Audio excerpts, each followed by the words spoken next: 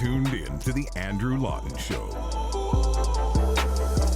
You don't hear me talk about polling often on the show because 9 times out of 10, in fact, I'd say 19 times out of 20, to use the polling language, it is utterly meaningless. It may give you a snapshot of time, but it is subject to all of these different inputs that, more importantly, are not necessarily going to be there nationally and not when there is an election day. But when you see a poll show you something so continuously, you should probably start paying attention to what it's saying. And we've seen that the Conservatives have not just been riding high in the polls for several weeks and several months, but they've been doing it with a level of consistency that we've not seen in many, many years. And they've also been doing it across demographic groups, specifically among youth. This has always been the group that Conservatives have the hardest time breaking through to. But one poll I'll show you right now from Abacus, which breaks down voting intention by generation, shows the Conservatives winning across the board. But look at every single demographic group. They are winning among boomers. They're winning among Gen X, which is the Friends generation, which shockingly is now over 50, but I apologize for pointing that out. Millennials, they're winning even among Gen Z. The youngest generation of voters, the Conservatives are still winning. Not as much as they are in other groups, but 30% as opposed to 26, 25, and then all of the lower vote shares. So this is something that the Liberals have as a big problem, because if Justin Trudeau can't rely on the youth vote, which he always thought he could take for granted, there's no way they can win an election, certainly not a majority. So what is it that the Conservatives are doing that's capturing this generation, that's capturing this demographic? I want to bring into the show Sabrina Maddeaux, who is a fantastic columnist with the National Post and pops up in all fora, in media, in writing, in video. It's great to talk to her. Sabrina, thanks so much for coming on today. Thanks for having me. So let's talk about the millennial aspect here, because this has always been the group that tends to be kind of crapped on as a demographic cohort. And I think the older you get, the broader millennial becomes. So people basically think anyone under 40 is a millennial now, which isn't entirely true. But it is a generation that's had a lot of issues with housing, that's had a lot of issues with finding work, that's had a lot of these challenges that are really being tackled by Pierre Poilievre right now. And do you think it's that simple, that, this is a generation that says the status quo has failed them? Pierre Poilievre is talking about it, and that's why they're leaning conservative? I'd go further than saying the status quo has failed them. The Liberals under Trudeau have specifically failed them. And as we know, millennials were a huge part of Trudeau's win back in 2015, and even to a lesser extent in 2019 and 2021. But now we're seeing huge shifts. A recent Abacus poll showed in the 18 to 34 demographic, the CPC is up 10 points. Now, they took the same poll right after the 2021 election, and it was the Liberals up 7 points in that demographic. So that's a 17-point swing, which is hugely significant. And we haven't seen young people in Canada turn to the Conservatives in these sorts of numbers in, well, my lifetime for sure, but perhaps ever. Yeah, and I think that basically there is a lot of vote parking that we see in polling, which is why I get nervous about polls that take place a lengthy period before an election, where, if someone gets a phone call about an election that they're not even thinking of, and they sort of blurt out what they think at the moment, which might not carry to the election. But in this case, I don't think that's what's happening here, because I think people in general are in a bit of a crisis point here. You have the housing issue is probably the best example of this. And I also look at Gen Xers, which are very heavily skewed to the Conservatives in this poll.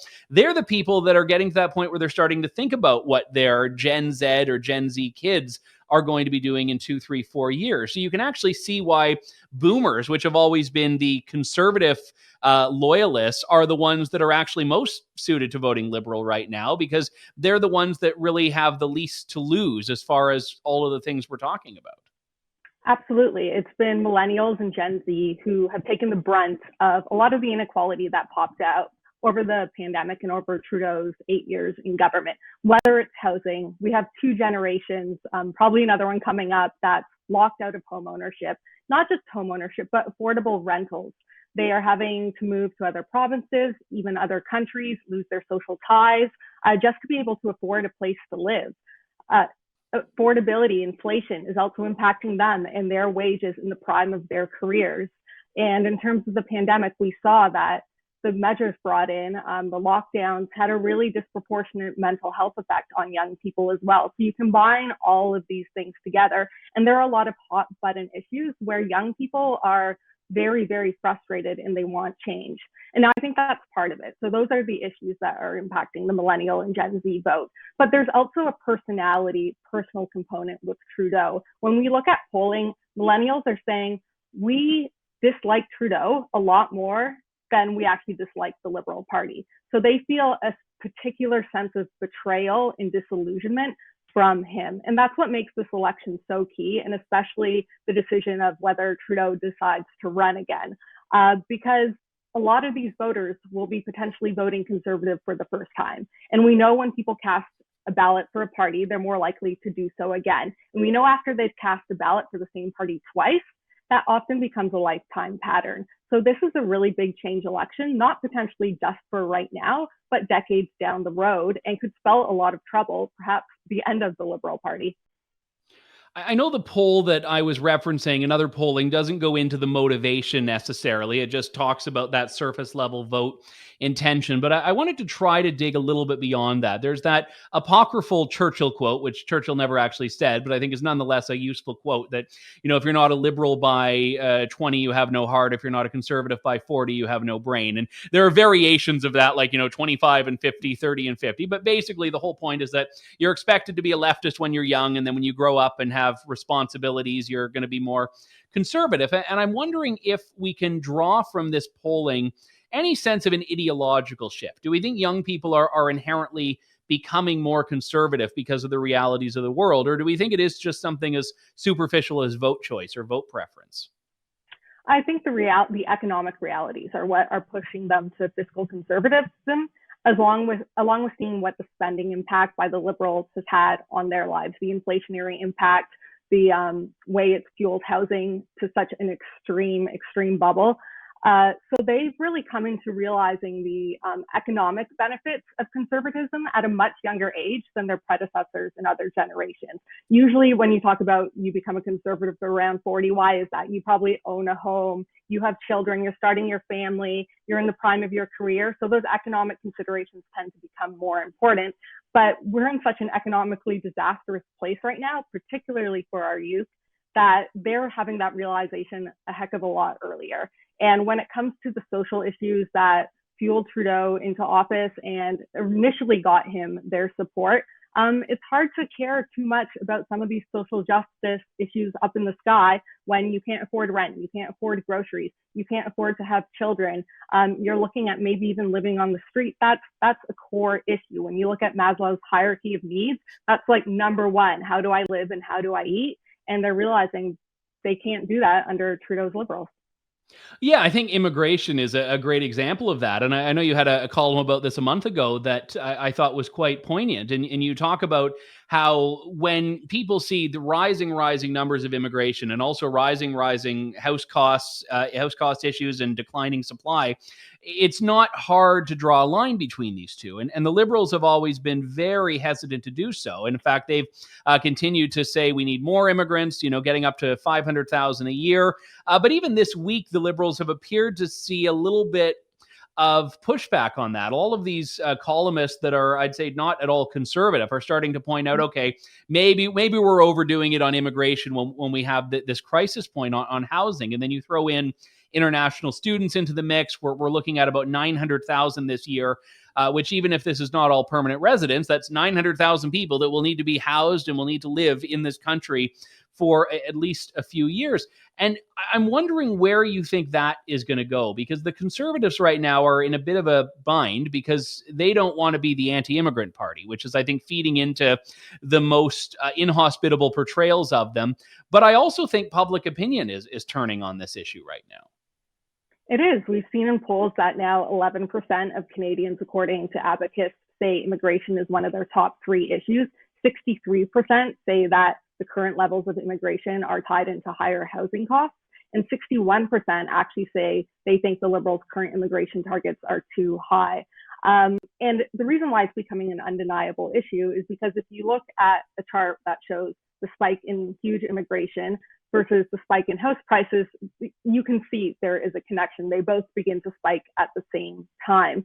And I think it needs to be made clear by anyone who speaks about this issue that this isn't immigrants' faults themselves. This is not an immigrant problem. It's a systemic problem in terms of our government hasn't decided to think about the infrastructure, the supports, the housing behind having these numbers. And of course, immigrants are important to society and bring a lot of benefits in many different ways, but we need to be able to both support them and support the current population for this to be sustainable. Because in a worst case scenario, if we don't do that, we've seen it in other societies, people become resentful, anti-immigrant sentiment grows, and that is the last thing that we want to see. The Liberals talk about sustainability in many other areas. They should be thinking about whether their immigration policy is sustainable.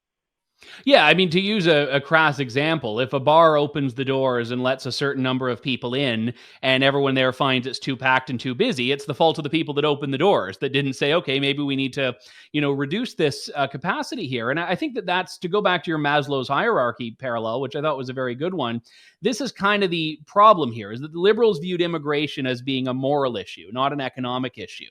And they wanted to get that big arbitrary number. I mean, 500,000 is just this grand arbitrary number, but in practice, there are very real implications to that increase. And this is where we have an example of they're skipping right ahead to self-actualization. Well, the people in this country already, immigrant and native born, can't afford a home.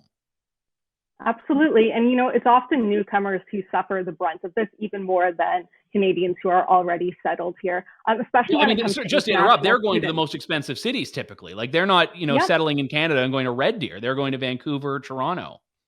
Absolutely. And when they're international students, which right now is open-ended, and I believe I just saw that we're expecting 900,000 international students to come in this year. Last year, it was only 550,000. And the fact I'm saying only, that's with a big asterisk. But we've seen the areas around colleges and universities have seen some of the most dramatic rent increases. London, Ontario, which is a big college town, has seen an 86% increase in the rent of one bedroom since 2019. And they've seen 20% increases summer over summer. We hear stories now where students and international students, they're going to food banks. They're living in tents. There have been stories this week about parents having to rent out parking spaces for their kids to live in a van, and they're setting up a heater because that's the only place they can afford to be in and attend the school they want to attend. When it comes to international students, this makes them ripe for exploitation. There's been issues with students falling into sex trafficking because they get put in these terrible situations where they say, you want to make rent? You want a place under your home? I know you're vulnerable, and who are you going to report to? Because they're afraid that they'll be sent back home. So this issue is really, it's a predatory system for everyone, and it's absolutely not a moral immigration system, and it needs to be fixed. It needs to be reconsidered. Yeah, I mean, I'm from London, Ontario, and we have a very large university. We have a very large college as well. India, in particular, supplies massive numbers of international students that go to both of those schools. And, a lot of them are here for all the right reasons. They're not the problem. Mm-hmm. And there have been so many stories, though, in the last few years of, for example, apartments that have been rented out above capacity, where you're shoving people into these like closets in a basement with no windows, which is illegal, and renting it out as a room. And that's something that people take. And if you order, DoorDash or Uber Eats in London, more often than not, you're going to get a foreign student there. And there's absolutely nothing wrong with that. It's a perfectly legitimate way to earn a living. But I know they're not making a lot of money. And you have problems in London. I mean, I know both the university and the college have had to invest in student food banks. So there is a sustainability issue here that no one is speaking about. Yeah, we've essentially allowed our student permits to become uncapped low-wage permits. And this was especially true when the Liberals opened up for students to be able to work as many hours as they want when they come here. And also they're allowing these essentially what are diploma mills to function. And these are schools that are bringing in students. They often don't even really have classrooms, or they don't have classrooms that are big enough to accommodate all the students they've allowed in. They provide no sort of student housing, and it's just a pathway into the country where then these students end up working low-wage jobs and often living in really poor conditions. So we don't even need to necessarily be talking about a cap on the number of international students, but we should talk about making sure that when we issue student permits, students are coming here mostly to study, to get an education, and to better their lives as well as contribute to the Canadian economy. So that can be done by linking the number of permits each institution gets to spaces in a classroom, or perhaps the amount of housing they can provide. Perhaps even rolling back the number of hours that students can work per week so that they can really focus on attaining those degrees or education that they're here to get. So there are many different ways this can be approached. And again, it needs to be a conversation that's definitely not anti-international student or anti-immigration, but is really about common sense and sustainability, because this isn't a problem we want to get worse. Yeah, you raise a few important points there. On the hours worked, it used to be up until very recently, if you were an international student, you could work for up to 20 hours a week, I think it was. Yeah. And then the government, looking at the labor shortage, said, okay, let's just get rid of that cap and you can work more than 20 hours. And it was funny, right after that happened, I was at a Tim Hortons, and there was a foreign student that walked in and was applying for a job to a coffee shop that hasn't been at full staffing in like 4 years. So the manager interviewed him on the spot. And as I was waiting for my bagel, I could hear this conversation. And she had said, well, I need someone to work overnights. And he was saying, yeah, I'm happy to do that. I'll work that. But you're not an effective student if you're working overnights 40 hours a week at the local Tim Hortons. So something in this was not computing, and certainly was not keeping with the spirit of what international student programs are supposed to be. So great points all around. You can read her in the National Post, and I would encourage you to do that. Sabrina Maddeaux, great to have you on the show at long last. Thanks, Sabrina. Thanks for having me. Thanks for listening to The Andrew Lawton Show. Support the program by donating to True North at www.tnc.news.